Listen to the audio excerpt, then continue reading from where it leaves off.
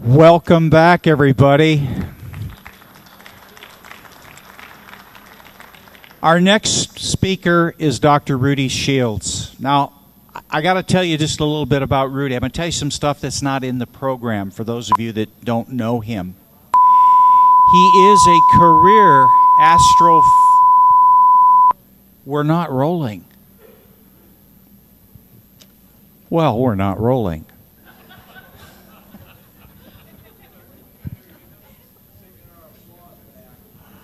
Okay. Oh, okay.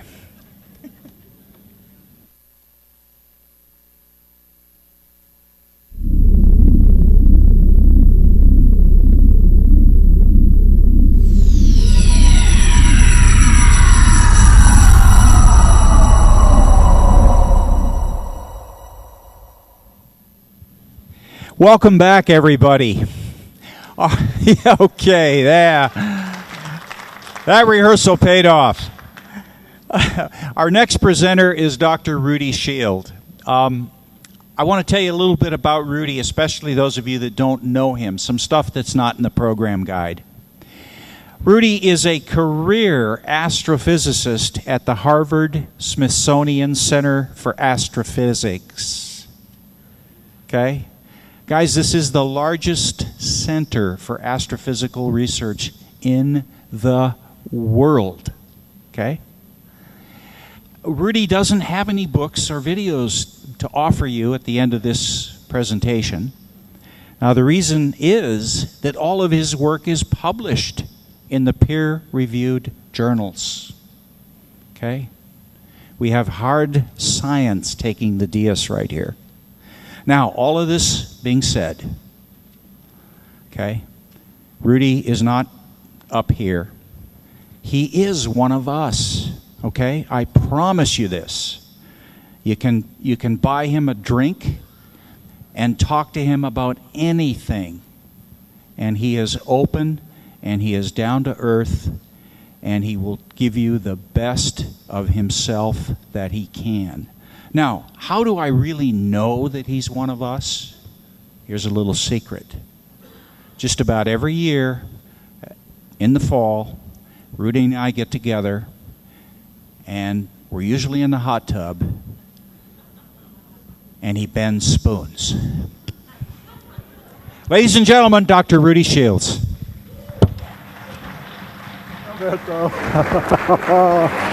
Thank you.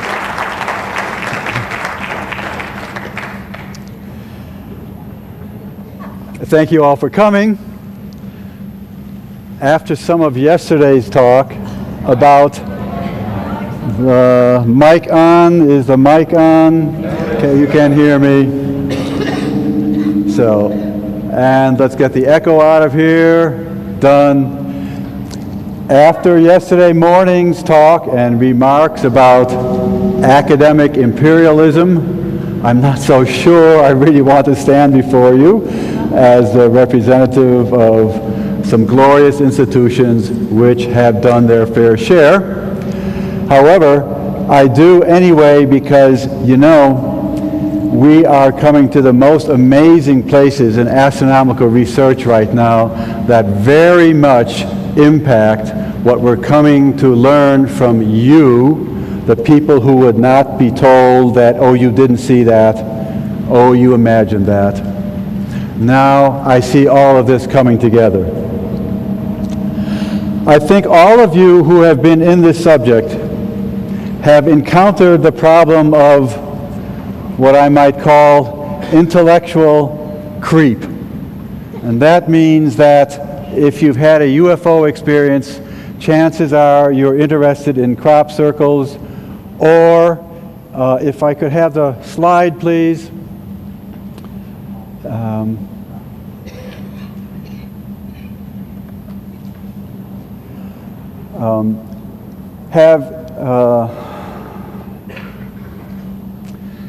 Have encountered mysteries relating to crop circles, telepathy, psychic experiences, abductions. All these kinds of things seem to have happened to the people who have UFO experience. And I have been interested in these for some time. I call them the modern miracles, where, of course, miracles are the things that we can't explain by the paradigms of our civilization. And I think you know how our civilization has dealt with all of these modern miracles. We've said, oh, it's just those UFO weirdos. It's just those life after death people. Send them back to the near-death experience hotel. It's just the telepathy crowd. It's just the cattle mutilation crowd. It's just. Send it all off to the National Enquirer.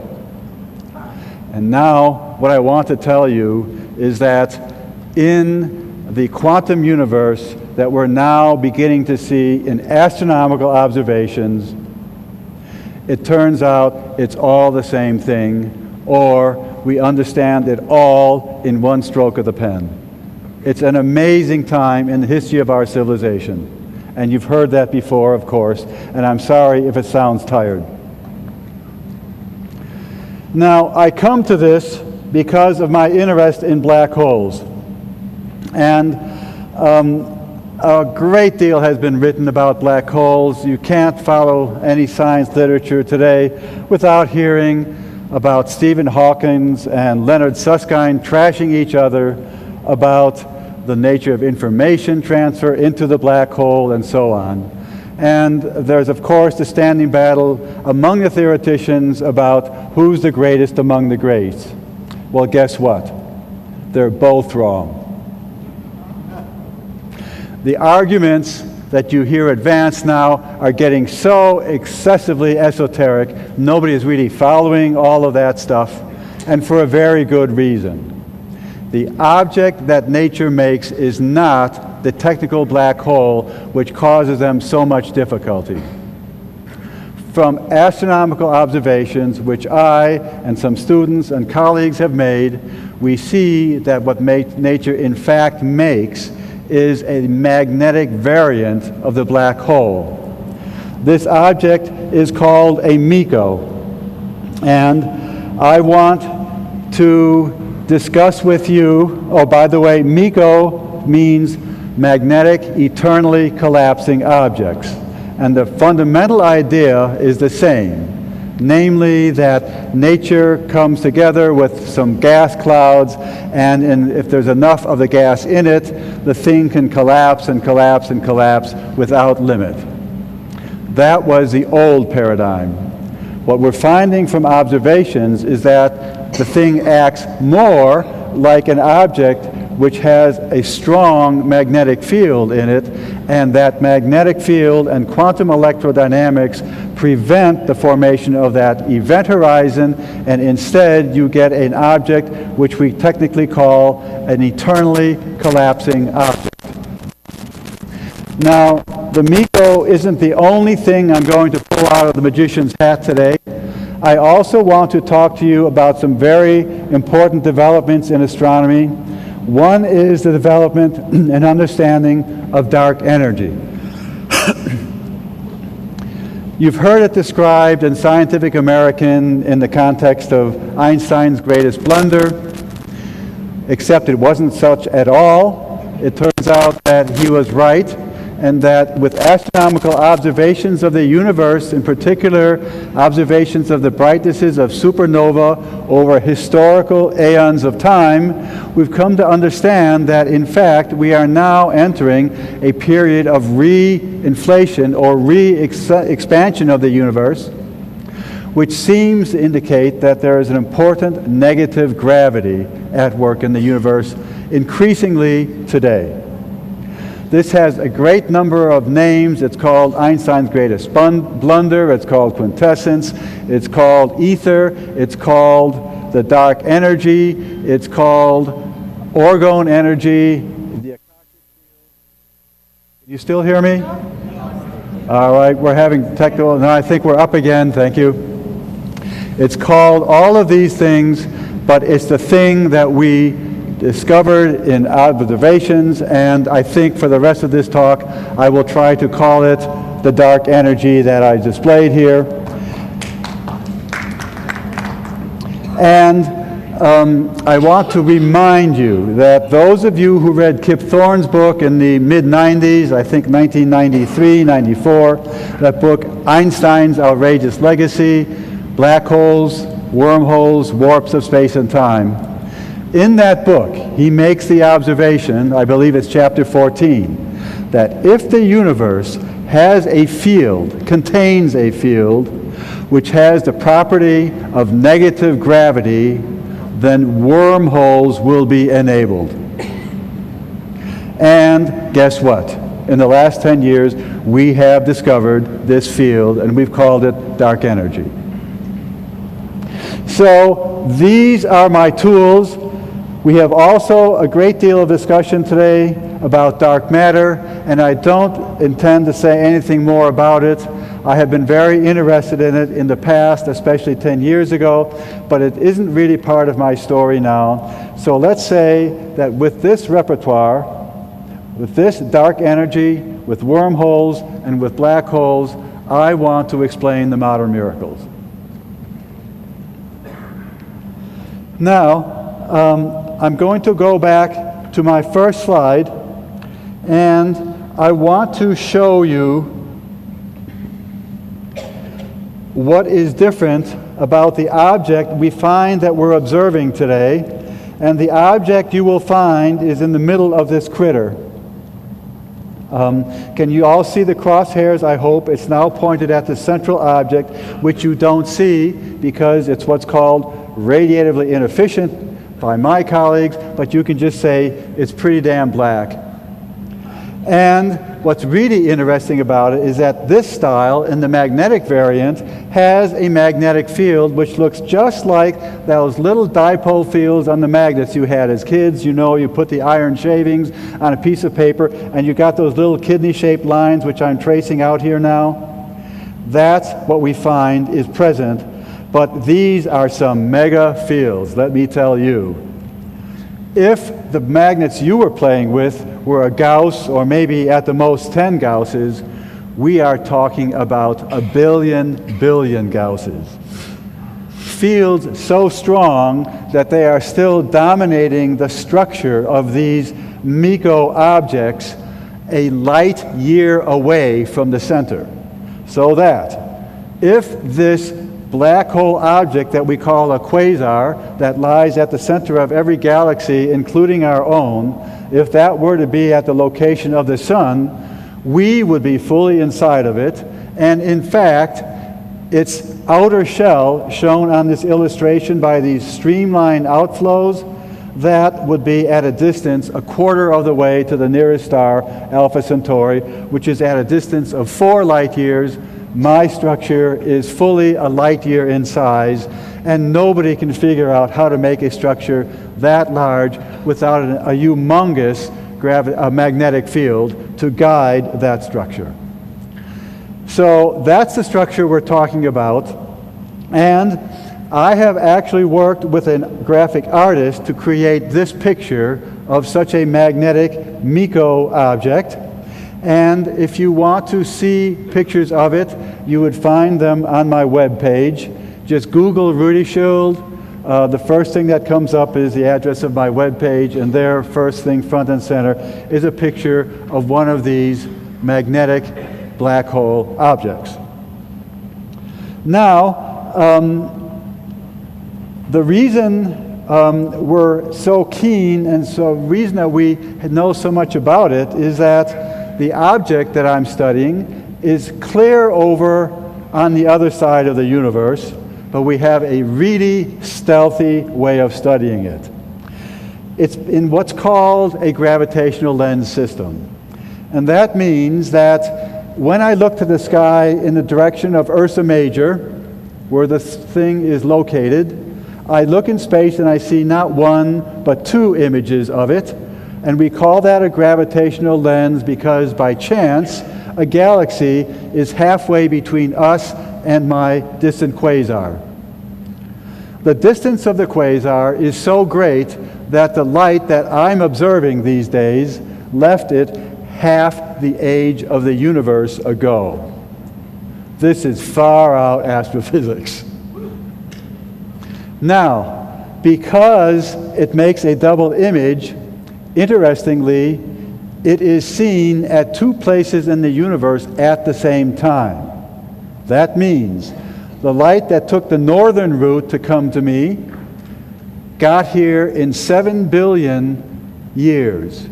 The light that came the southern path got here in 7 billion and 1 year. And I've been able to measure, by observing the random brightness fluctuations of this unstable critter, and seeing a pattern of brightness fluctuations repeat itself 1.1 years later. That's some neat astrophysics. But equally important, and perhaps more important, is the fact that not only does the overall gravitational field of the galaxy produce two images in the sky, but the stars in the galaxy can even create a kind of a scanning disk of local magnification that allows me to locally and in time, as that scanning goes by, observe the exact locations and brightnesses of the many structures that make up the luminosity or the light that we see. And it is for that reason I have had an artist make for us this picture, which shows first the central object, which is too faint to be seen, then this pattern of lines, and then we know that the object is spinning, and such spinning objects usually contain a radio jet, and that's shown with the red structure here.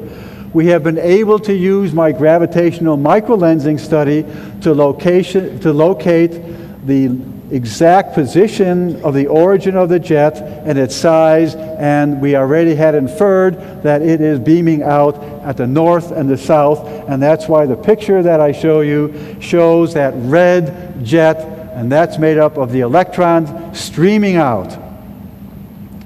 While that's happening, something else powerful is happening, and that is matter is trying to fall in, attracted by the very powerful pull of the gravitational field of an object with 1 billion suns. That has a powerful pull on the matter, and matter is trying to come in, but usually isn't successful on the first pass and ends up in what's called an in-spiral disk, sometimes called an accretion disk. And what it does is spin round and round and in spiral on its way to come in. And what happens to it ultimately is that it comes to the region of the most intense fields, and they operated on it much like a magnetic motor and try to spin it back out. And this produces an equilibrium object where gravity is trying to pull material in, the magnetic field is trying to push it back out, and what you get is objects that differ only a little bit in size, but that's where all the excitement is. That's where the drama is, the drama between the interplay of infall, attracted by gravity, and outflow, caused by the spinning magnetic field. Now, the story that I've been telling you is about the infall and then these outflows, and the story is necessarily incomplete because I told you the electrons go along that jet, painted red here, and meanwhile the protons and things like carbon, nitrogen, oxygen ions flow outward under the influence of those magnetic fields. But now we have a problem. We have what astronomers would call a Coulomb force, or basically just the attraction of the positive ions and the negative electrons, and something has to happen. Something has to happen because the ions feel the negative charges and they want to come back to where the electron stream is, or electron jet is. And so we have found in nature objects caught in the act of doing this thing.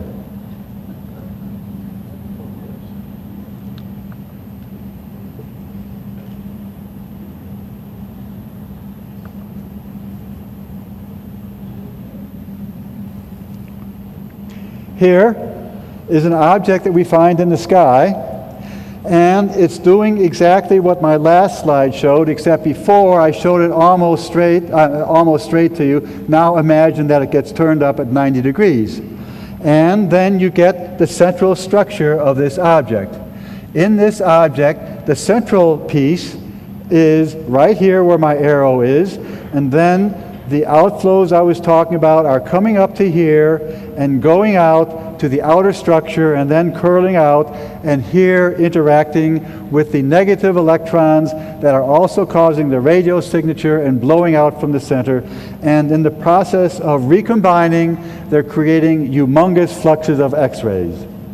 And I'm so happy to tell you that this now, for the first time, resolves an old dilemma that I hope has occurred to some of you already in a quiet moment.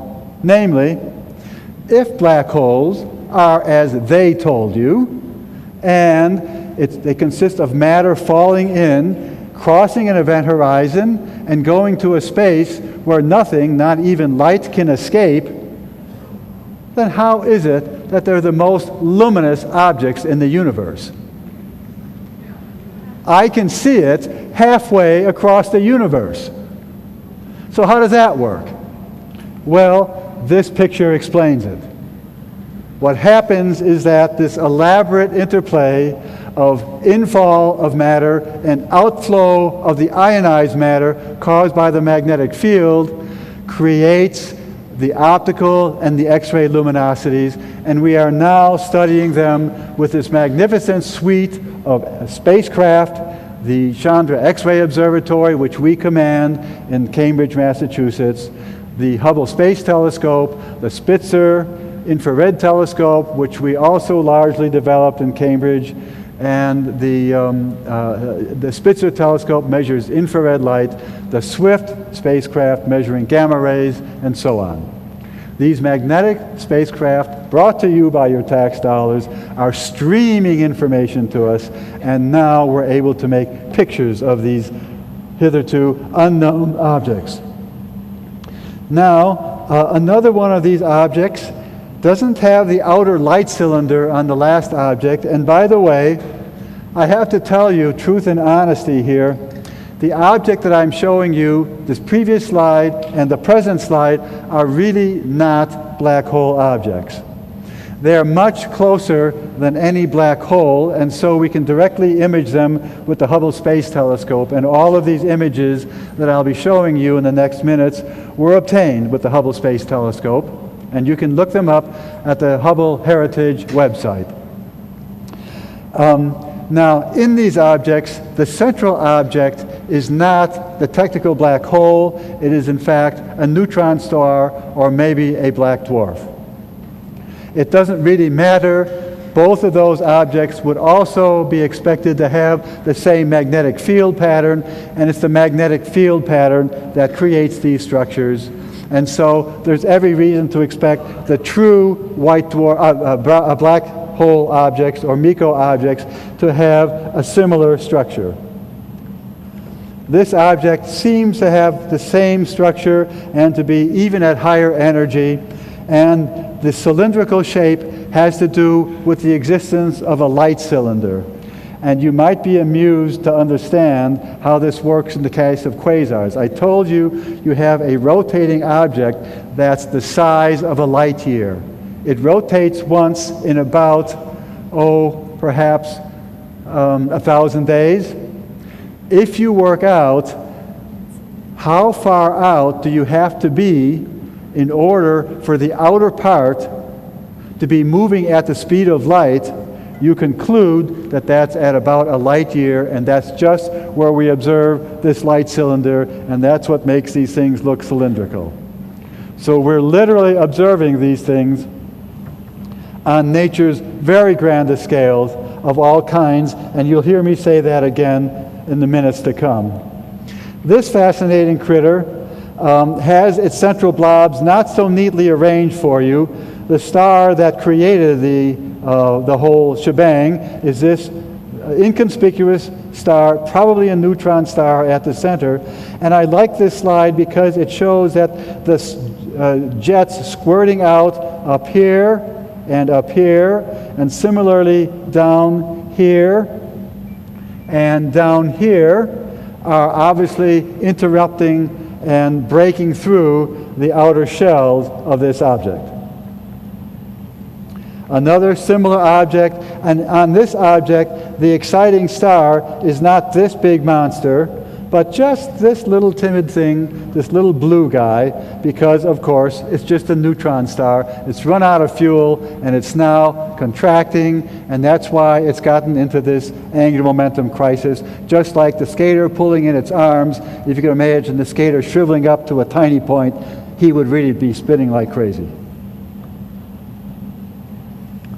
Another one of these objects, and you see what I'm saying about them, when you understand what this field pattern is doing, then you find plenty of them in the sky to look at and study, and people can now do detailed spectrographic studies of them. In this one, the exciting star is this little faint object here. I'm sorry, this little faint object here. This one, and all the other stars are in the foreground or the background. This object is a related object, but I like this picture because it has that dusty infall disk. Remember I told you the in-spiral disk of matter trying to get to the black hole. It has to spin down its angular momentum. As it does so, it ends up spinning up the black hole, in fact. And then you can see an interesting configuration of jets that are outward bound, but the absorption of that in-spiral disk is causing this gray zone near the center. And so I want to now, with this little show and tell over, talk to you a little bit about why we think that these MECO objects are an amazing part of the story of how the quantum universe works. In the first place, I've also already told you that their size in this first bullet is approximately a light year, and that implies that it must be dominated by humongous magnetic fields, and we say that more quantitatively in the published works that you can reference from my webpage. Now, there's another very fascinating point about this particular kind of object.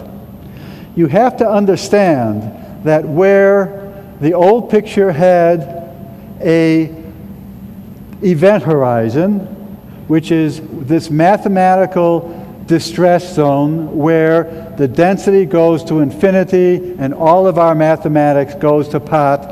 And so the Stephen Hawkings and the Leonard Susskind's are all tied up in knots about what's the information transfer properties of the universe and how does this work and all that stuff that doesn't exist for my object. My object is something much more interesting. In fact, what happens, we have to go back to the story of the object collapsing.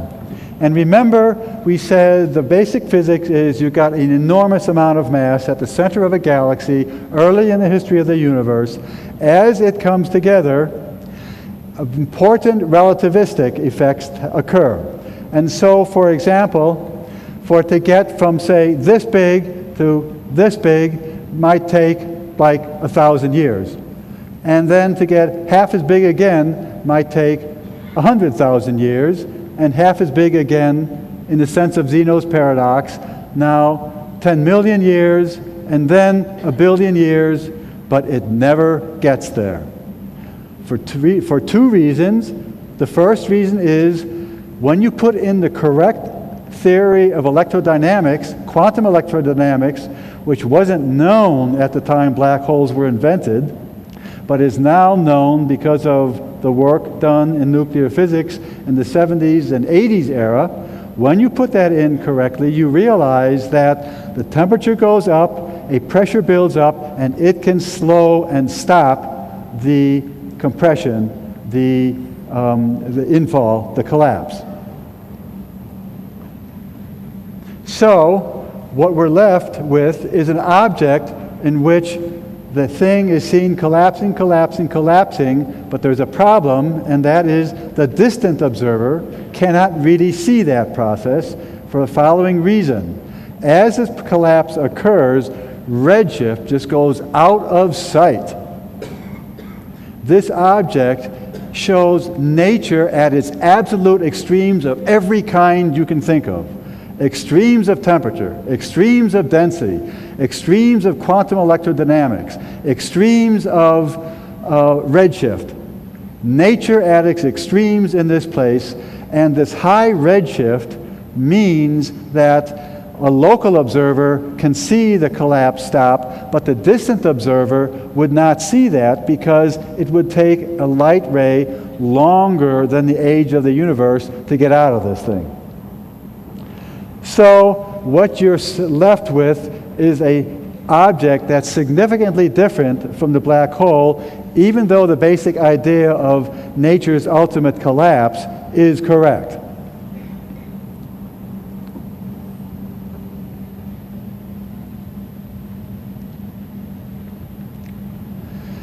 Now, before I can get to my third bullet and describe to you quantum emergent processes, I have to give you a little bit of a lesson in quantum mechanics. And even before I do that, I want to tell you about who is the hero of this subject, lest you think that I made all this up.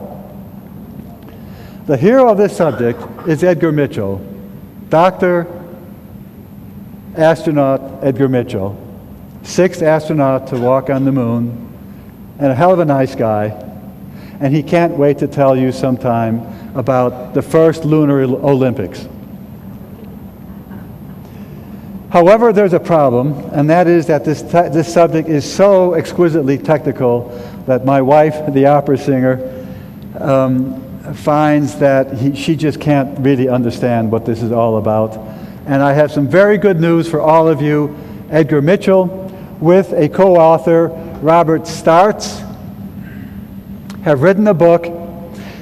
It isn't off to the publisher yet. He sent me a copy. This is the title page. Help is on the way. Watch for this title. In the meantime, if you would like to read about the quantum hologram idea, he gave a beautiful PowerPoint talk explaining it at the Mindshift Institute Rangeley Conference a year and a half ago. That would be September 2007. Now, I can't tell you enough about how much I respect Dr. Mitchell. You'll remember about him that he was born here in the desert Southwest, New Mexico, went to MIT, got his Doctor of Science degree in aeronautics, and joined the astronaut corps. He was very valued by the corps because he could address the entire technical science literature, unlike the jet jockeys. And he went to the moon, came back, and then, do you remember, he describes in his book, The Way of the Explorer, how he had a samadhi experience when they were returning from the moon, a little bit relaxed, in that barbecue mode where the spacecraft is rotating in the solar barbecue. He had the experience of oneness with the universe, the ecstasy of understanding the purpose and the divine love. When he came back, his NASA handlers weren't the least bit interested in hearing his description of that.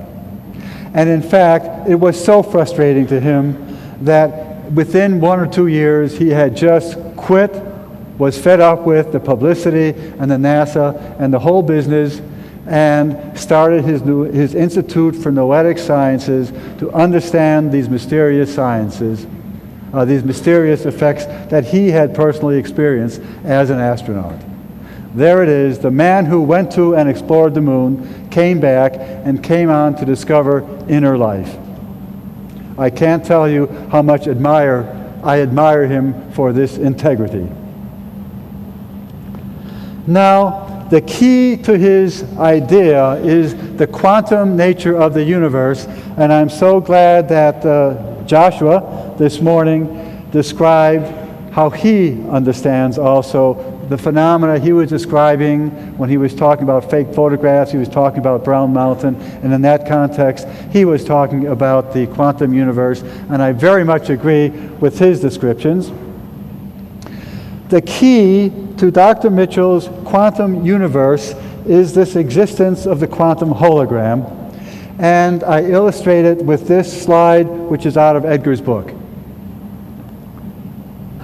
And I believe, in fact, he got it from another book, which is probably mentioned here in the title. On the left side, the three figures, top, middle, and bottom, describe what a quantum hologram is, and I think many of you have encountered this.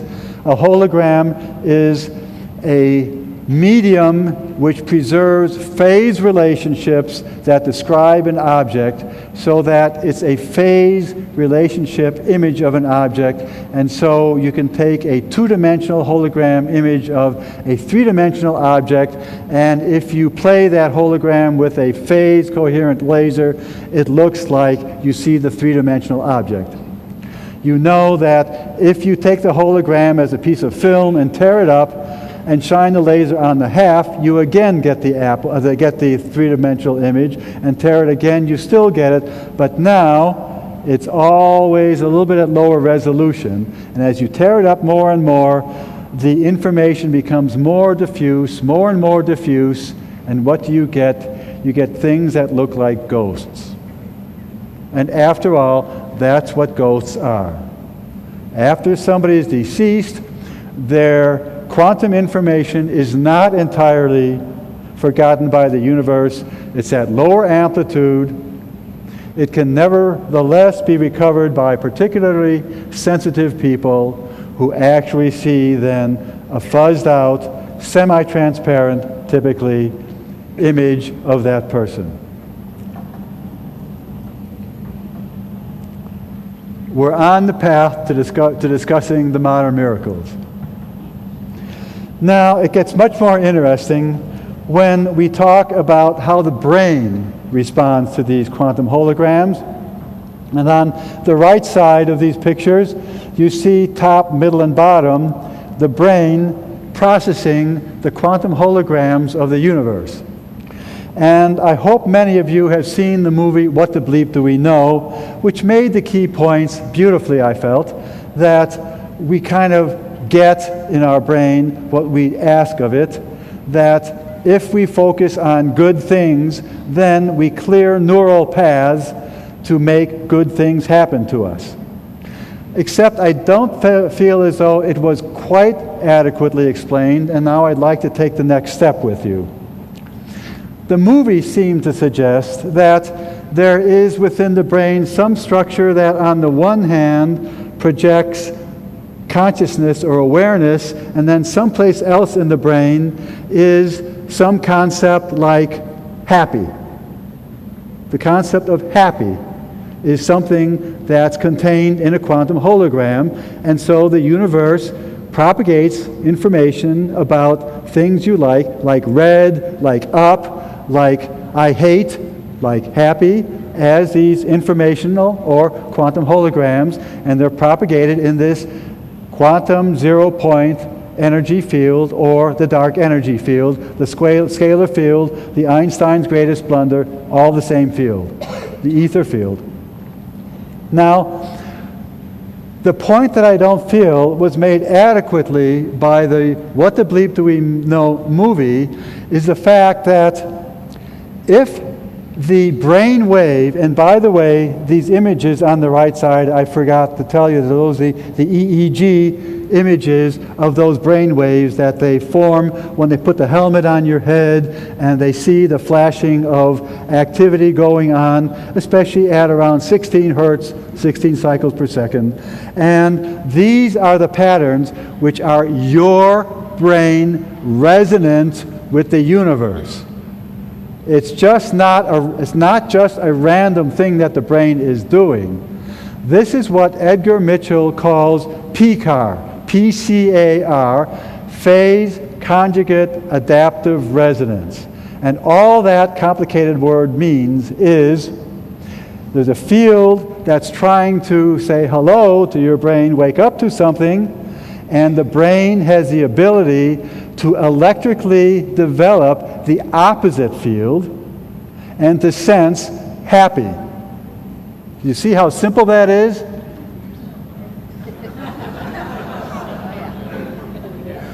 And interestingly, if the center one is the field pattern for happy, it's very likely that an emotion that we associate with happiness, like anticipation, is this same pattern, except it's very slightly different.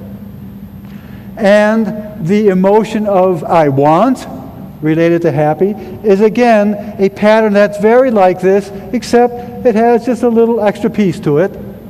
And so can you see that if you are a happy person, that means all your life you are exercising and enhancing those electrical circuits that maintain and amplify those holograms that relate to happy in all of its diverse forms. That's what the brain is doing when all that flashing is going on at 16 hertz. You got it.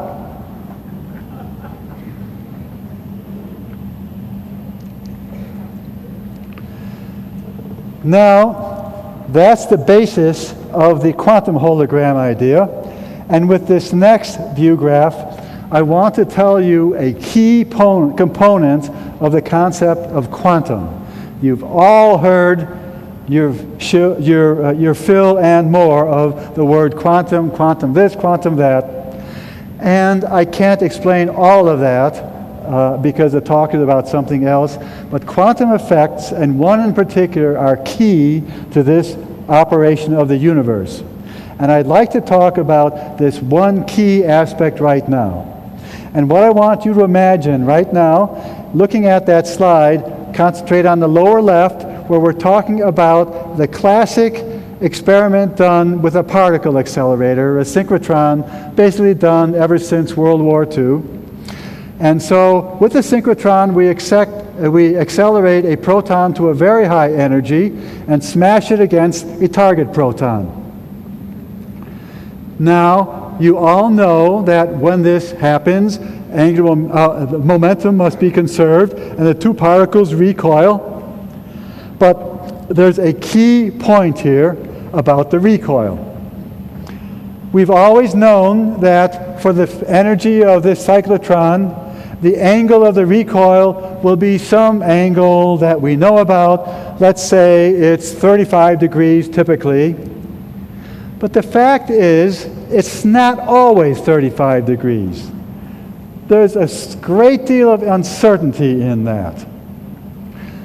We can only say that 35 degrees is the most probable outcome. It might come out at 37 degrees, might be 31 1/4 degrees. With lower probability, yes, but we can never say exactly what that recoil angle will be. Now, this is not, emphatically not, because we're not smart enough to build a big enough microscope to see the trajectory of the inbound particle.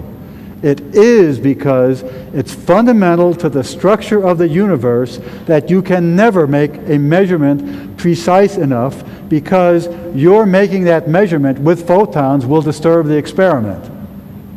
And therefore, you can never predict precisely the outcome of that experiment. So now, ask yourself this question. All right, I have my inbound particle, I have the stationary particle, I turn on the bubble chamber, and I measure that in this one time, I hit one proton into another proton. In this one collision, the measured angle was 33.434 degrees. And ask yourself, who made the decision that in this one collision, it's going to come out to 33.4 degrees? I didn't do it. Now, this is where we divide the physics community. Some people would like to say it's purely accident. It's just a random number table, and there's no information here, just purely chance. Other people would like to say, I'm not so sure.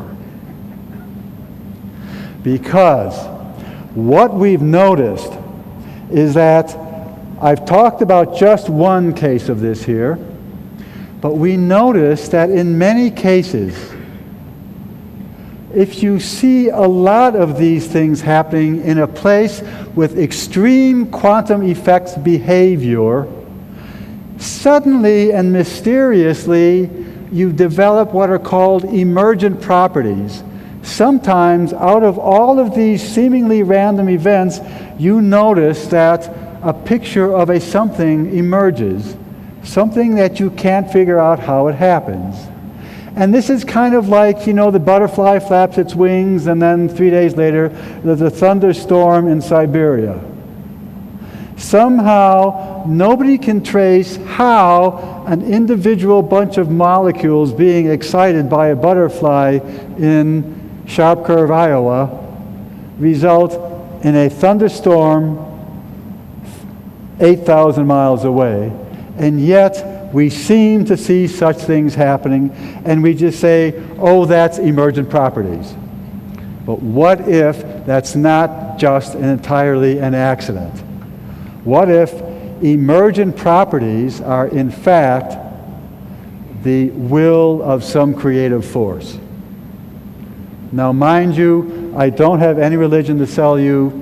You came in with your religious ideas, don't take any from me, but nonetheless, many people have a sense that there is something that we call source that has created this universe, that has a purpose for it, and is continuing to guide the universe. And if that's true, that is emerging in such emergent properties. And when I talk about emerging properties in the vicinities of Miko black holes, that's what I'm talking about.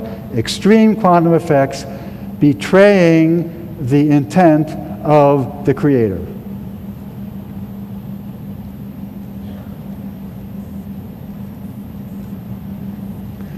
Now, I want to get back to this middle bullet.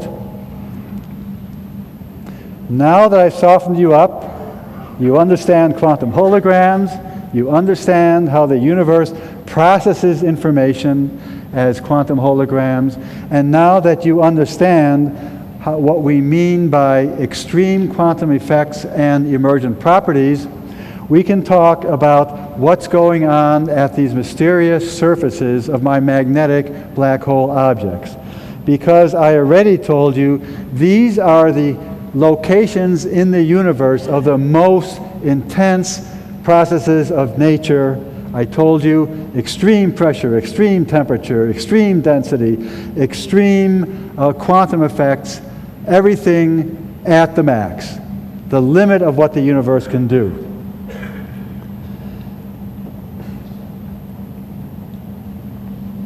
Now, on my fourth bullet, I've tried to say that these services now provide a potential location for such emergent processes to come from maybe something inside this black hole object to the outside.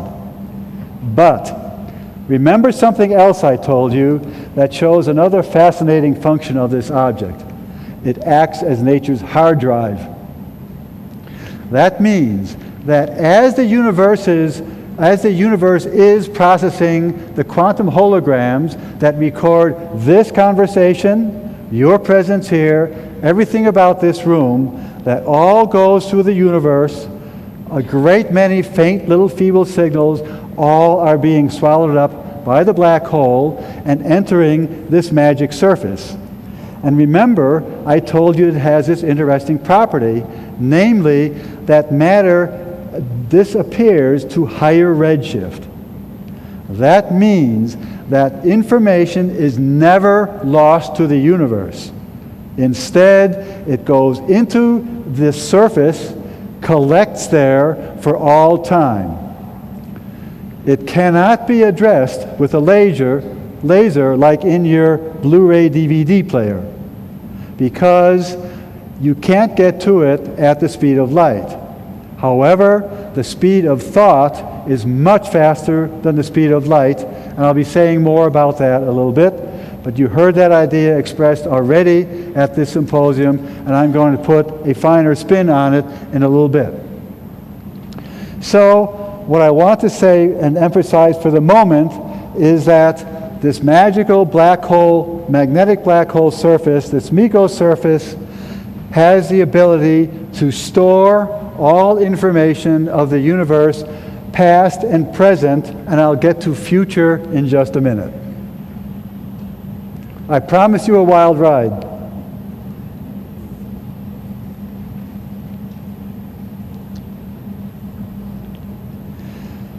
Now, with this diagram, I want to explain to you how the universe seems to be processing information, especially through the minds and the sentience of human beings and high-level animals, and of course, alien civilizations as well. And I have put above center of this thing the human being. You see the human's left and right brain lobes, the left brain lobe, the right brain lobe, and the spinal column antenna. And by the way, the hands make pretty good antennae also. They're loaded with neural activity. Now, I think that you all know that the primary function of the left lobe is to interact with the universe and collect up ideas through this phase conjugate adaptive resonance process, resonating with the quantum holograms coming from the universe somewhere, and I'm about to tell you that it's almost certainly these MECO magnetic black hole surfaces. And you know that the brain, left side of the brain, also processes your sensory information, your sense of touch, seeing, hearing, smell, all of it, taste. All of that enters the left side of the brain. And now, the right side of the brain. What does it have to say about all this? Well, you know that this is your personality. This is your eternal being. This is the soul to which you make reference when you're making judgments. And what seems to be going on in the universe is that the brain is wired up with left and right hemisphere activity so that one part can unhindered resonate with information coming from your body sensors and the universe, and the right side can resonate with your total history of experience, all your memories, and your eternal being from past lives, and make a comparison of the two. And I want to now show you a computer analogy picture of how this apparently works. And I didn't read this in a book. So on the left side here, I want to show you, albeit crudely drawn by me, on the left side, a picture of what a computer does. And I suspect many of you don't really know what's going on in a computer at the level of the ones and the zeros. I mean, I'm not talking about you have to sign in and you have to have a password and all that.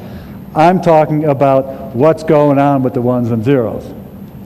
And here's the way it works. I happen to know because I built a computer in 1966. It was a computer to control a spectrometer instrument on the 200-inch telescope at Mount Palomar. I built it out of a pile of transistors. Fundamental to the computer is its heartbeat or clock. And the clock does nothing but put out a steady beat. Beat, beat, beat, beat, compute, compute, compute, compute. In my computer, this ran at 10 megahertz, 10 million cycles per second. In this desktop computer that's projecting this PowerPoint show, it goes on at 2 gigahertz. That means 2 billion beats per second. In our brain, this goes on at a paltry 16 hertz. That's that brainwave pattern. Let's go back to the computer. The computer has this clock whose function is to put out the beat. Now, in each beat of the clock, what the computer does is it introduces the two numbers to be processed into what's called a shift register. And the shift register contains one number and another number which are to be operated on according to the instruction set of the processor, which is shown just below. The processor has been programmed to add the two numbers, multiply them, or do a logical A is bigger than B, or whatever. And the output goes out to the output register. The output then is the sum of the numbers, the product of the numbers, or the logical operand A is greater than B. So with each beat of the clock, it's putting numbers in the shift register, compare, output information back to the computer for another step. Compute, compute, compute, compute. So what's the brain doing? Well, what did I tell you just a minute ago? Information coming in the left brain, left lobe. Maybe I should turn around and do this. Information coming in the left lobe, compared to your eternal being, flashing across the brain, and you're having some opinion about the left brain information. You have an opinion that, oh, I know this information. I don't believe this information. I hate this information.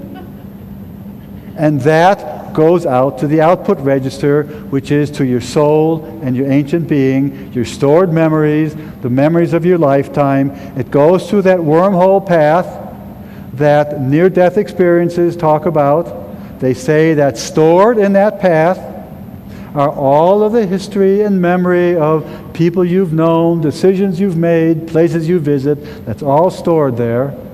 And by the way, I'm very fascinated to hear that at that point of transiting the tunnel, we have a new keen idea about what the business of the judgment is.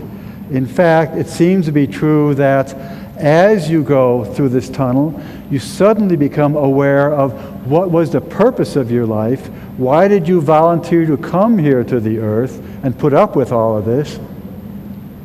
And you judge yourself. It's not the guy in the sky with the big book judging you. That's Santa Claus.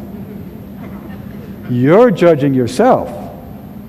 So that's the soul entity. And if you heard that, if you watched the movie the other night about that English research project, what was it called? The Skull Project. I wrote it down. The Skull Project. That really said, you know, we make the case, even three scientists, we make a case for our having some eternal being, some soul-like entity. So, that seems to be the way the universe works. The universe seems to have developed our sentience so that we can bring in information, compare it to our soul being, and store the result of that, much the way the computer works. Edgar Mitchell takes it a step further and says that, in fact, the universe seems to be self-aware. It seems to be doing all of this even on a grander scale. I hope you'll think about that a little bit.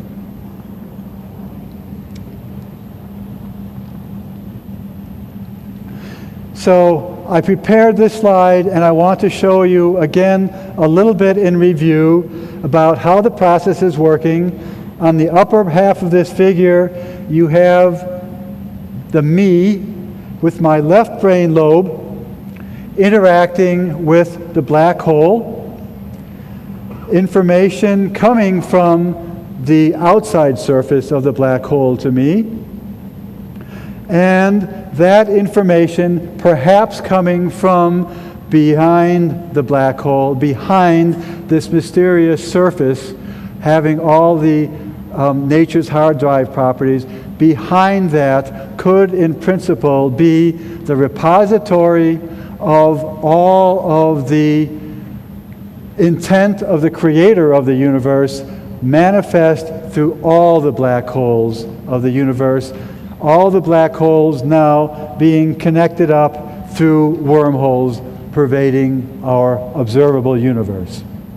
So, to summarize, we believe the left brain is receiving and transmitting to the universe through the black hole interaction, while the right brain is in this two-way interaction process with the soul entity.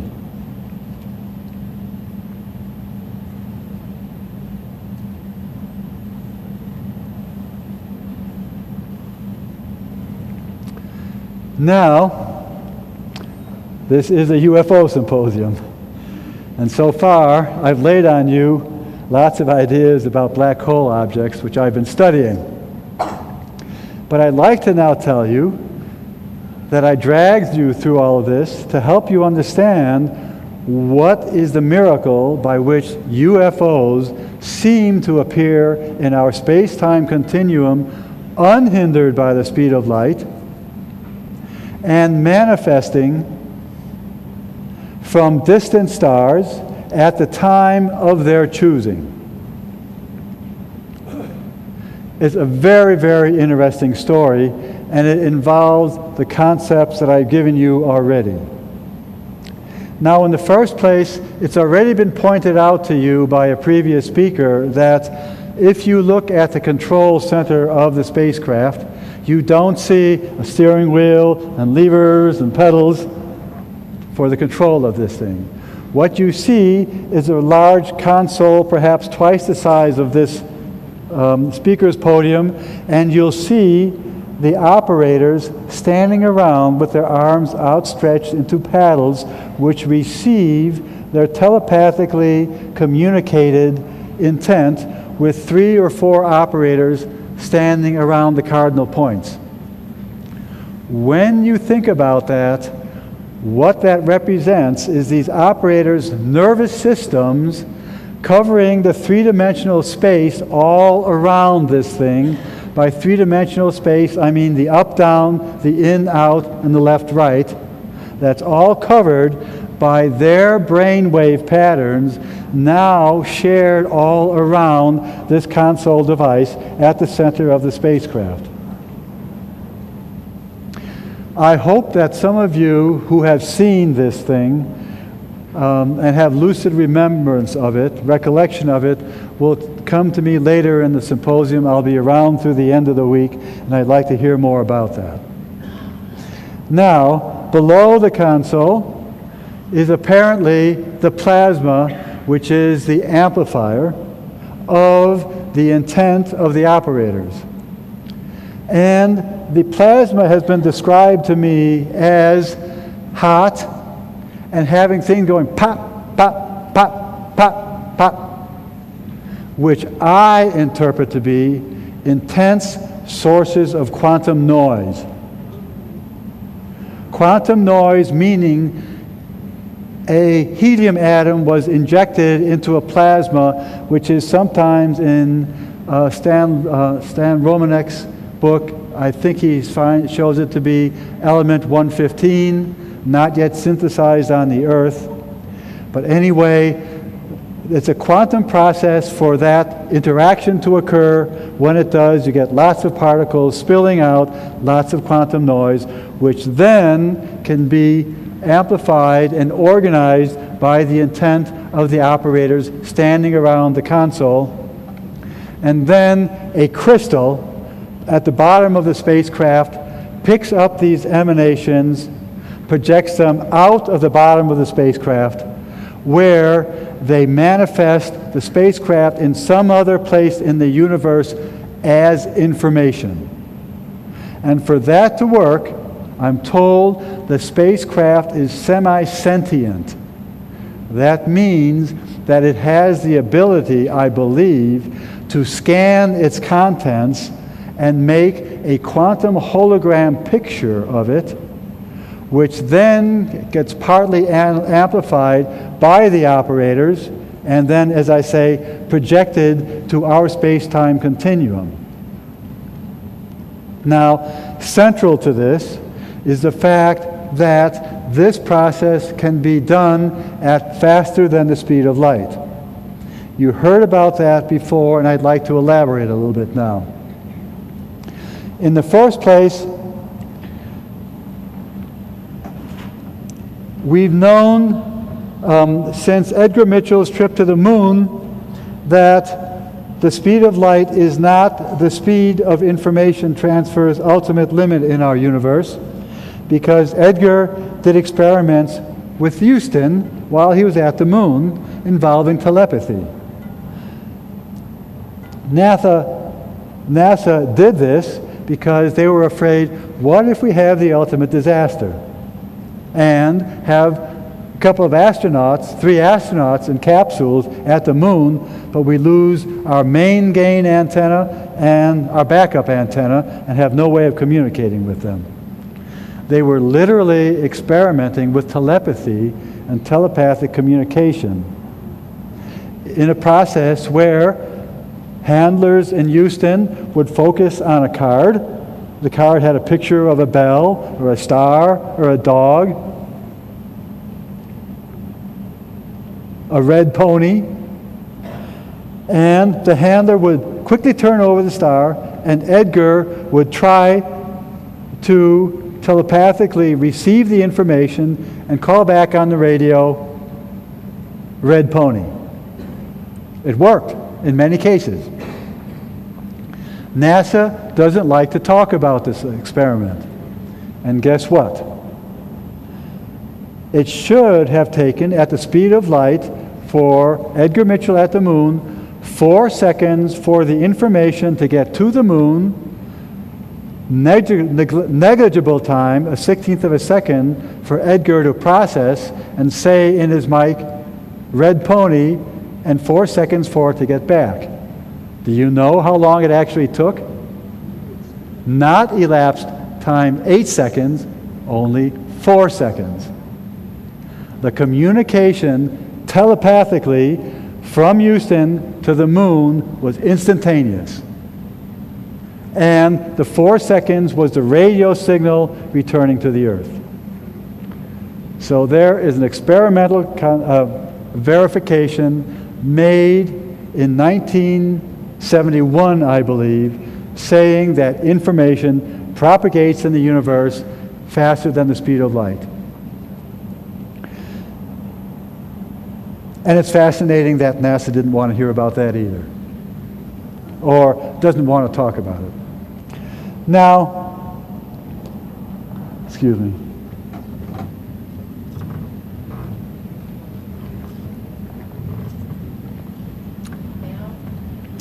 Thank you. Now, physicists today have studied this effect, propagation of information in the universe, in the laboratory much more carefully. It's done with the following kind of experiment. It's an experiment rather like you see on my schematic. An inbound particle slamming into another particle and the two of them recoiling has a phase relationship between the two particles.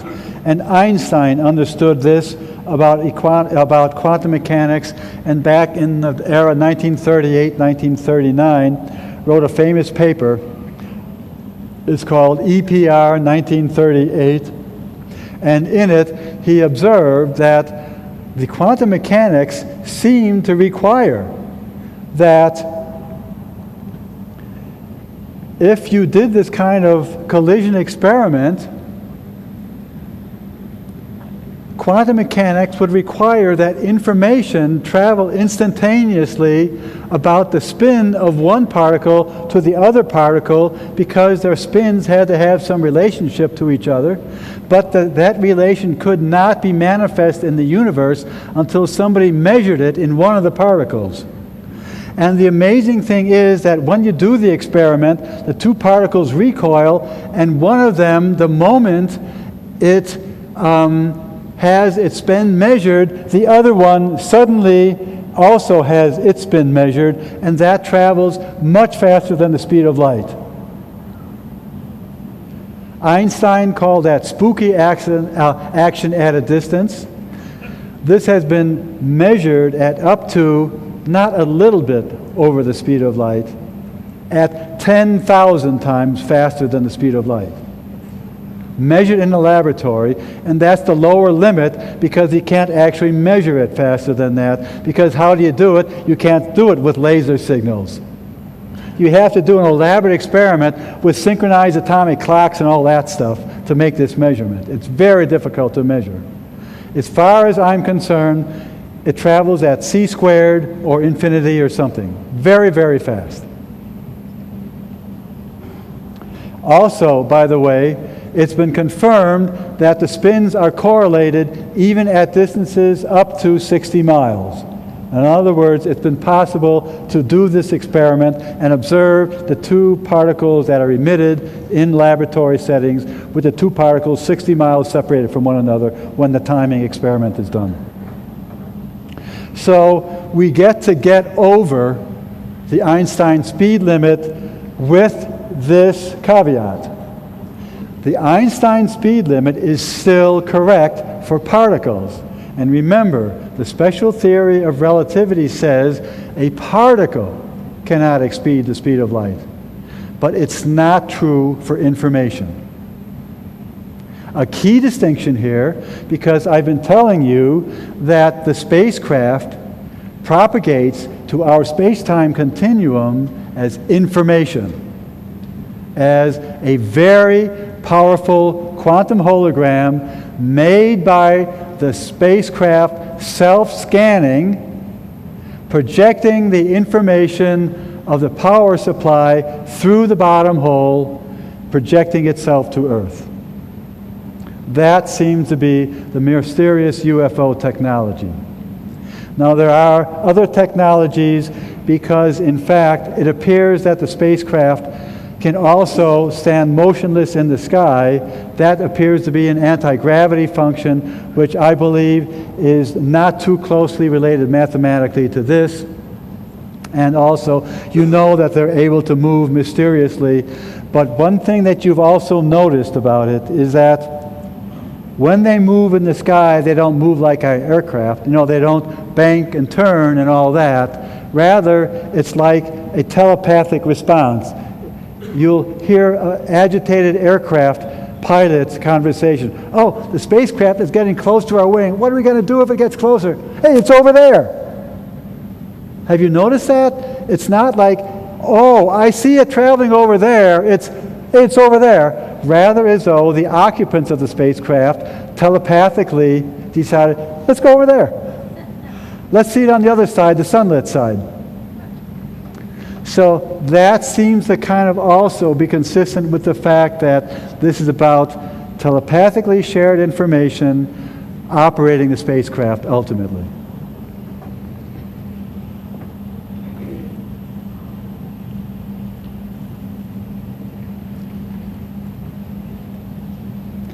Now, I'd like to talk about some more implications of this picture of the universe that I've been discussing with you, because it only gets more interesting from here. I've already discussed with you the first bullet, namely that dark energy is now experimentally confirmed to travel faster than the speed of light. And I've also mentioned to you that the black hole has this nature's hard drive property where it can hold information at high redshift for all time. And that the correct theory for the information-driven universe was given to us by Dr. Edgar Mitchell, and I nominate him to the Nobel Prize. I think it is the thing that explains how the universe works. Thank you.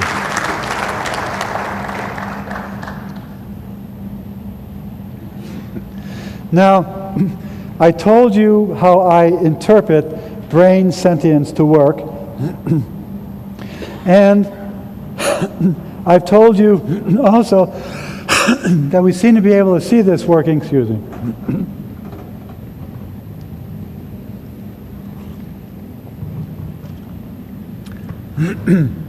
We seem to be able to see this working with that flashing that goes on in the brain. I believe that that means that not only are we sentient beings in the universe, but all animals that have brainwave activity also have such a sentience. Now I've got all of you coughing. I apologize. However, I believe that plants do not have sentience. Because remember, plants don't have a heartbeat. And it's my picture that I read nowhere that plants have respiration to exchange chemicals. Remember, process of respiration is leaves evaporate water, water comes up from the roots to replace it, minerals come with it, and then food's manufactured in leaves and it comes back down.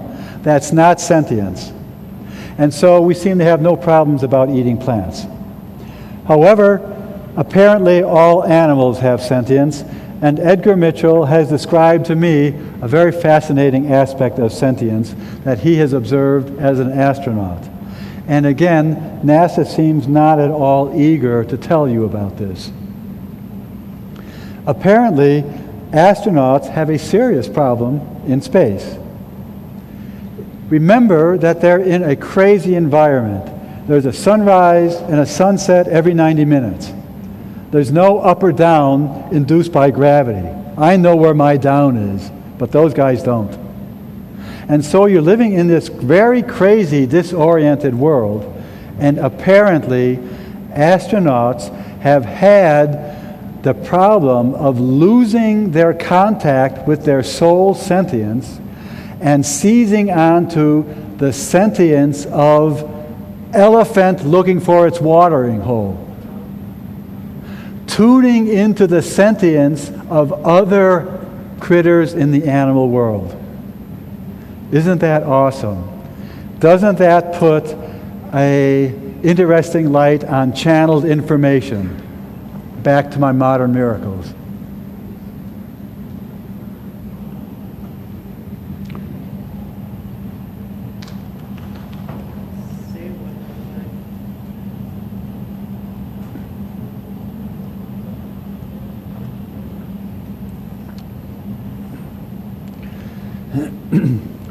Now, I haven't heard any of my learned colleagues at the Harvard Smithsonian Center for Astrophysics, which I almost don't want to admit being part of. I think I heard some of you referring that as the bastion of intellectual imperialism. Wasn't that what you said yesterday? However, I haven't heard them discussing what are the quanta in this ether field, this dark energy field. Doesn't that field have quanta? Well, I invite you all to raise your hand. You are apparently the quanta in that ether field. And I come to this by the following understanding. Remember, when we talk about ordinary matter in the universe and the sort of Newton-Einstein continuum, the four-dimensional space-time continuum where we shine light rays and we push on masses and we have our being, there are quanta in that. Those are protons, electrons, neutrons. So what are the quanta in the dark energy field? Well, think about it a moment.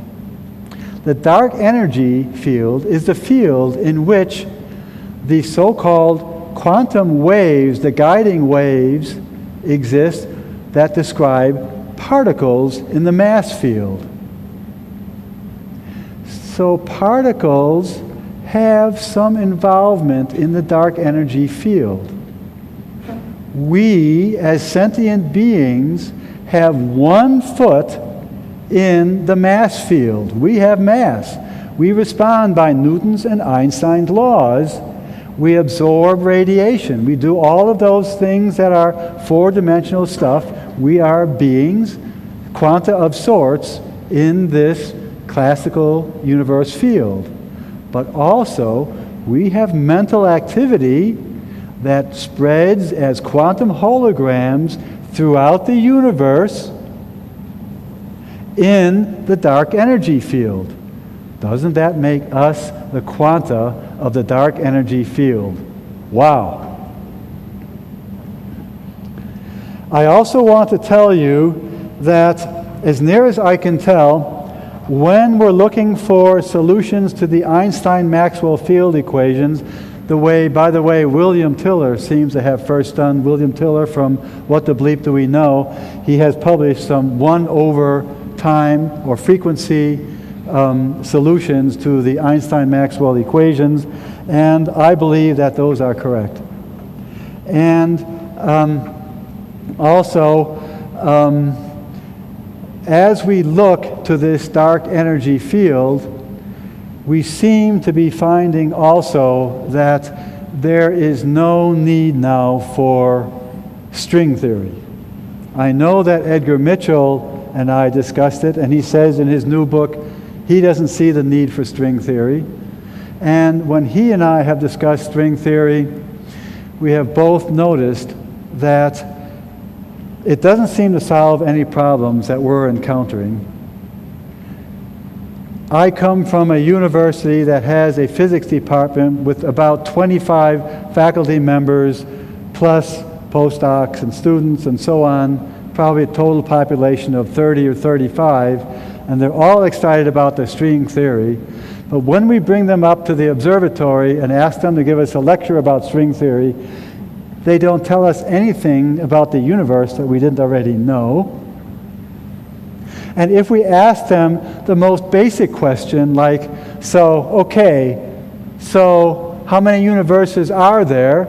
The answer we get is literally, somewhere between 0 and infinity. Well, thank heavens it's not a negative number. Don't take my word for it. Pick up Lisa Randall's book. She's the Harvard expert. You saw her on TV. She went around on TV hawking her books. And look in that book and see if anywhere it addresses the modern miracles. I looked. I didn't see it anywhere. So I don't think string theory has anywhere to go. I understand why it came about. So many people in the physics community are aware of this weirdness of the universe. And so the next thing to say is, well, all right, so we add a dimension. That can accommodate a lot of weirdness. But then when you look at the equations for that, it's actually easier if you add not a dimension, but another 4 dimensions. So you're up to an 8-dimensional universe. But then it actually turns out, for reasons of their mathematical elegance, that it actually ought to be 12 dimensions, and actually 13 would get you brains and an even better formulation. Well, I can assure you that I and my colleagues who just want to make observations with telescopes hope we never have to go through all of that, because it doesn't make any sense to us.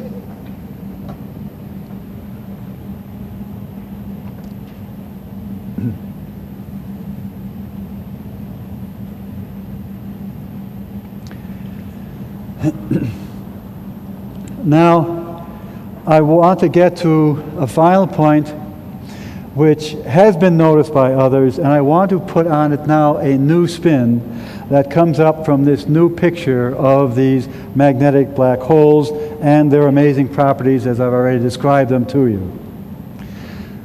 Physicists do talk about this question when we talk about among ourselves privately. We say, this universe seems to be remarkably finely tuned for life to emerge.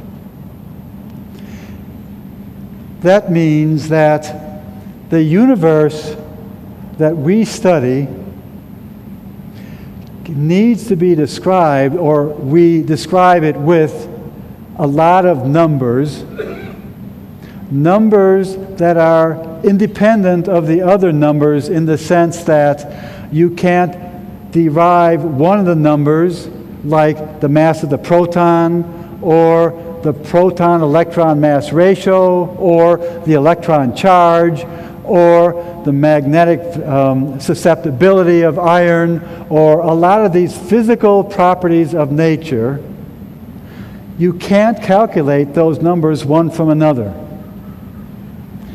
In fact, The last count I heard is that there are 24 such numbers that it takes to describe our universe.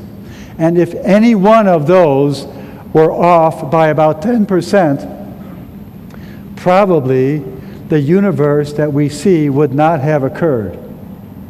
It seems unlikely that if the universe were not so finely tuned, that matter, which was in the original Big Bang extremely uniformly distributed, would not have made clumps and then clumps of clumps and subclumps, things that became galaxies and stars and planets, and ultimately you and I. The universe probably wouldn't have been able to come out that way. And as you start to think about it, at least I can't help going back to what I remember of the story in Genesis. The first sentence. And on the first day, the Lord made heaven and earth and saw that it was good. Does that mean that, in fact, the authors of Genesis are trying to tell us that it was known for a long time that this universe is a rather finely tuned proposition? To give you a case in point of how finely tuned it appears to be, let me go back to my description of what's happening at the black hole surfaces. Do you remember how I said it appears that in a lifetime of the universe, this MECO object cannot transfer information from our space-time continuum to the other side, the inside of the black hole object, the MECO object, in that available time. And that makes me suspect that the universe is in fact the place where the creative force resides. And because of comments that that near-death experiences have made to me, where after going through the tunnel and confronting the Maker, they were granted their wish to see the structure of the universe, they were taken through a black hole-like objects where they had the experience of being everywhere in the universe at the same time. Doesn't that sound something like being in that wormhole inside space, connected up through wormholes to all other black hole spaces, and thereby into the rest of the universe? Now, I've also told you how that something, that essence in the universe, is probably leaking across into our universe. No, I didn't explain this. I've told you that at the MECO surface there is intense quantum electrodynamic effects in which we expect to see any emergent properties, super quantum processes, emerging into our space-time continuum, and thereby proceeding to us as sentient beings at faster than the speed of light. Now think about this. I've told you already that our prayer, our communal experience, our personal experience are also going to this magical surface, this MECO surface, that doesn't exist in the classic black hole, but in this new structure I tell you about. And so what you see is this amazing picture where the will of the Creator emerges into our universe, but our acts of free will confront it there, and somehow that propagates universe-wide. This is a mechanism by which the universe was apparently built so that it can, as an emergent process, manifest the will and the intent of the Creator and allow us to have free will. A philosophically profound conclusion.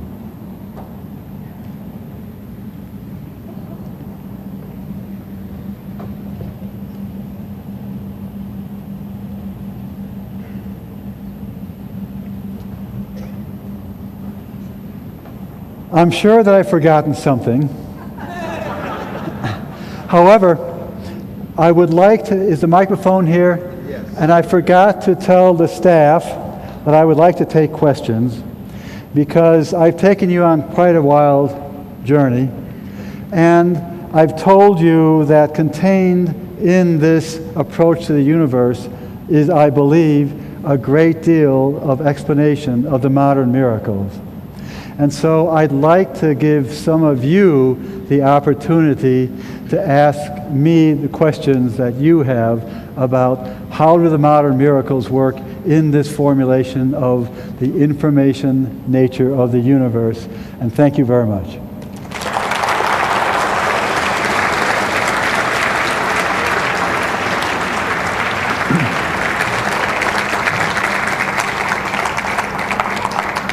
So now, would you tap on that a little bit? Okay, got your attention. Thanks. So I have probably many questions, but the one that kind of bugs me the most is in your description of how they get here from there, you're saying essentially that it's their intention and their thoughts that bring them here. So are they existing in another space, in another time, somewhere else simultaneously? Is this that non-linear thing that you're describing? Is there a dual nature to this thing, or more of a dual more than that? Or, I mean, are they all here, or just partially here, or where's the rest of them? What's going on with that? Thanks. Fabulous question. Thank you. Now, can you hear me? Yes. Okay. Thank you. I'd like to tell you a little bit about how it's been described to me that this works when it happens, and the process of their appearing in our space-time continuum seems to take about 4 seconds.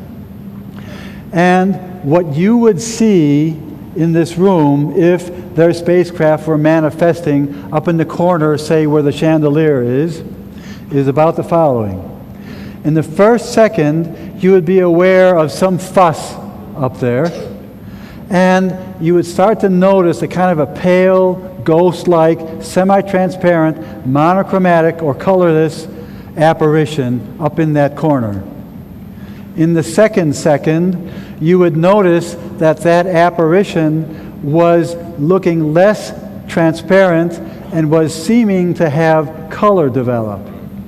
In the third second, you would see it now look totally non-transparent and be totally colored and look like it's there. But now listen, in the fourth second, it achieves its mass. Apparently, the process can be stopped at any point along the way. And I suspect that the spacecraft hanging in the atmosphere silently have been stopped after step 3 and don't have the mass, or perhaps they went to stage 4 but developed an antimatter mass or a negative mass, and I don't know that. And maybe somebody else in the audience does. Come talk to me. Is that approximately the answer to your question? I guess another part of that question is, do they exist? Microphone. Do they exist somewhere else besides there? Are they there when they're there, or is that just a holographic projection of the essence of who they may be or who they want to be? Right. So I believe, and you've had your, now sit down.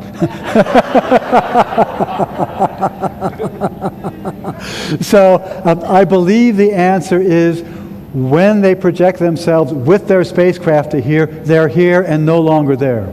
However, if they're in the intermediate state, I really don't know. And maybe, again, some others of you do have a good sense of that. By the way, I have never seen a UFO. I have never been aboard a UFO. And so I rely on you to be my eyes and ears. I'm just a dumb academic. So, next, please.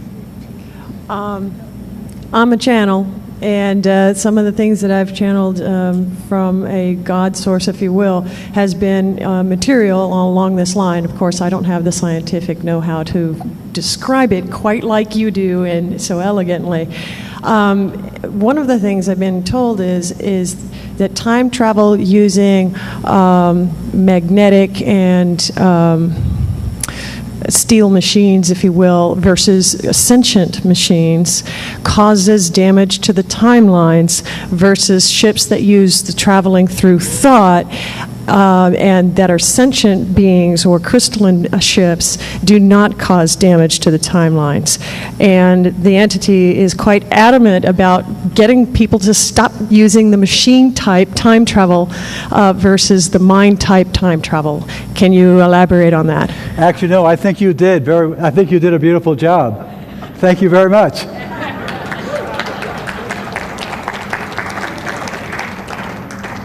I guess my question is in 25 words or less. Please, let's clear up Newton's confusion about gravity. Does your perspective here have an impact on that? For instance, the classical, okay, if the sun suddenly is holding things together and balancing all these planets out here, and suddenly it blows up and disappears, what happens to the planets? The weak theory of gravity, the classic theory of gravity, is what you're saying here impacting that? All right. So if I can get okay. There are several ways to approach the question, but I think that what I have to do is to first go back to your assertion that, all right, we have the sun guiding the planets with its gravitational field, and now you're making the sun disappear. But that's really not the way the universe works unless something else is going on. In other words, unless the sun is intends itself to disappear. It's just hypothetical. Whoops. Good. He was, I think, perplexed about action at a distance. So do you have a different theory of gravity than the classical one, I think is what I'm asking. Okay, thank you, and I hope that's a clarification. And the fact is, no, my theory of gravity is the same as everybody else's, except I don't really expect that the new CERN accelerator will find the Higgs particle, which in that quantum mechanical formulation of gravity is the mediator of the gravitational force. If that's gobbledygook to you, fine, don't worry about it. However, I don't fundamentally believe anything different about gravity than my colleagues, except we are now coming to understand that gravity is mediated through mind control if that can be amplified and refocused. So the mind does appear to have control over gravity to some extent, although I haven't done any levitating successfully ever. But in fact, isn't that what levitation would be? Meditating people literally moving themselves off the floor. It's true in the Indian tradition that this happens. I have never seen it. My question is, when you talked about the astronauts going up and their thoughts were looking for water holes and things like that, and more of the animals, is that because they eat animals? I presume. Hello? Can you hear me? No. All right, back to the speaker. I presume not, although I can't really say that. In fact, I had never thought of that aspect. However, the example that was given to me of feeling the experience of elephant probably suggests it's not because somebody ate an elephant. However, it's not a ridiculous question at all. And I just mean to say that probably sentience is shared or is a feature of all animals in the animal kingdom. And I believe that a key component of sentience is the brain pattern, and I also believe that that actually starts with the heartbeat. Remember that the heartbeat is at 1 beat per second. That's what everybody knows, and that's probably why we define the second that way. Then there's another key frequency in the human anatomy, which is 4 cycles per second, and that's, of course, why all rock music is in 4/4 time. It's the second is 1, 2, 3, 4, 1, 2, 3, 4, 1, 2, 3, 4. It's broken into 4 subdivisions, and then the brain is again a factor of 4, 16 divisions of a second. It seems that this pattern of the human anatomy being on an octave of 4, not 2. Remember, the musical tones are on an octave of factor 2. The body seems to be in an octave of factor 4, suggests to me that we're dealing with what are called quadrupole waves. I don't expect you to know what that means, but there are some experts that like to tune into our conversations here, and they will know what that means. A quadrupole wave is something like a sound wave, except it's 3-dimensional, and it's a 3-dimensional figure doing this kind of an oscillation. She's speechless. You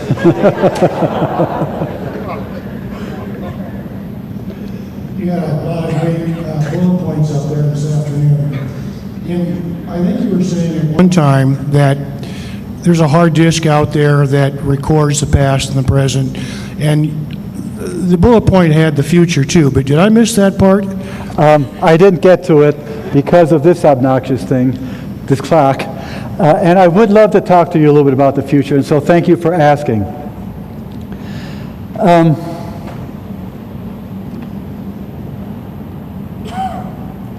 Remember how I described to you how this amazing MECO object at its amazing surface, this location of intense quantum effects, puts information into our universe, and that information comes to us as emergent properties. We can't control it. It just seems to appear. Remember, that's how I described emergent properties.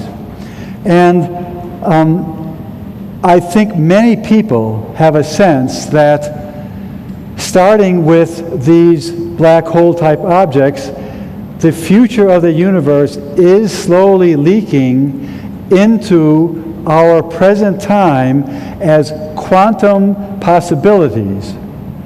And I think that you know that this is a tradition of what I call the New Age ideal, that there are people channeling who can channel and get information about the future as possibilities. People are busy right now trying to channel information about 2012. I believe that the universe must be made in such a way that the future is coming to us from the network of black holes as quantum possibilities, but because there has to be free will in the universe also, our free will is meeting these future possibilities, and the outcome thereby becomes manifest in our experience.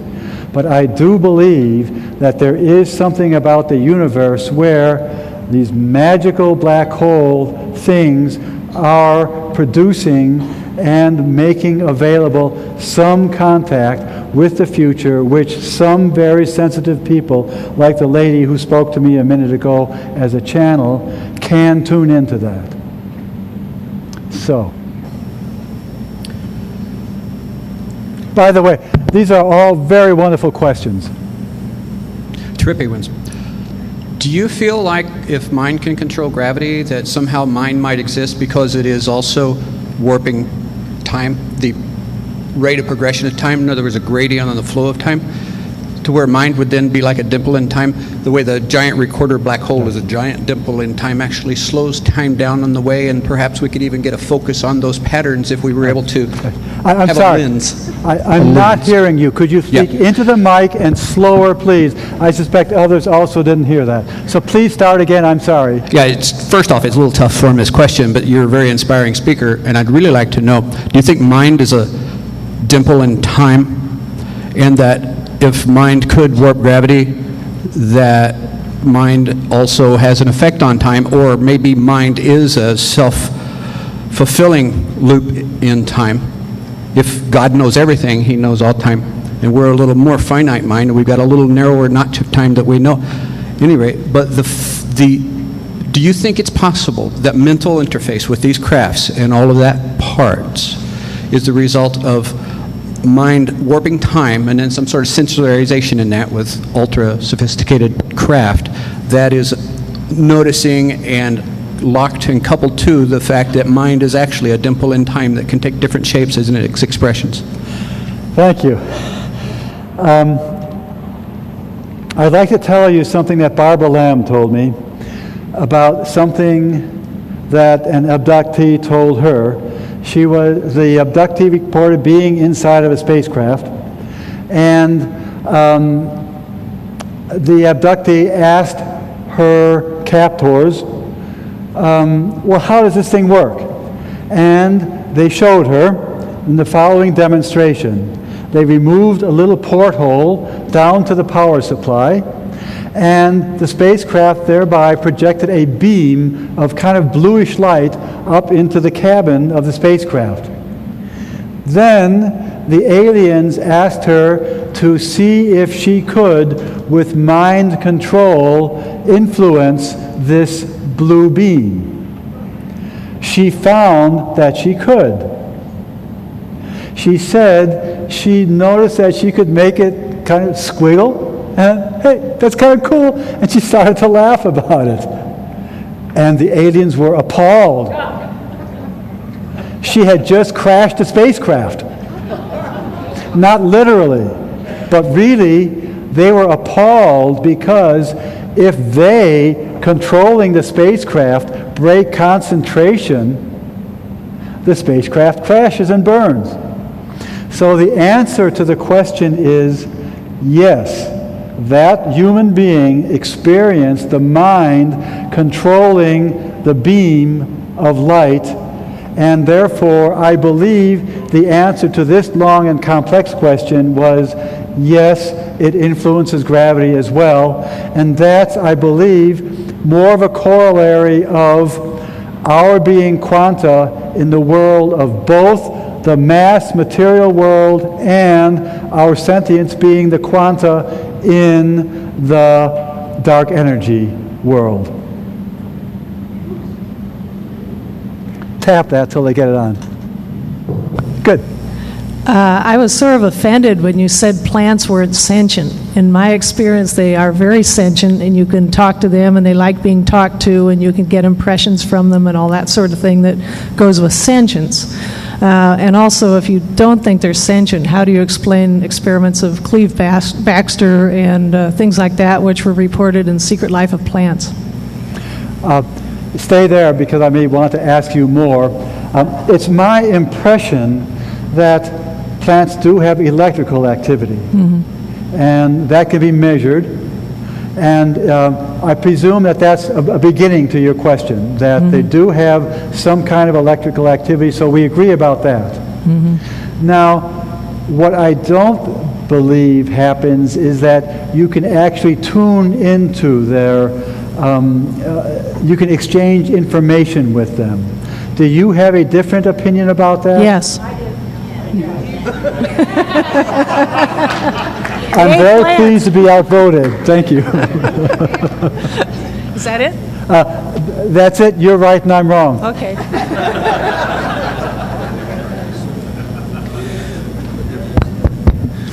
Under the classical model of the Big Bang theory, there was a Big Bang and all of the galaxies are accelerating out away, or not accelerating, but rather decelerating.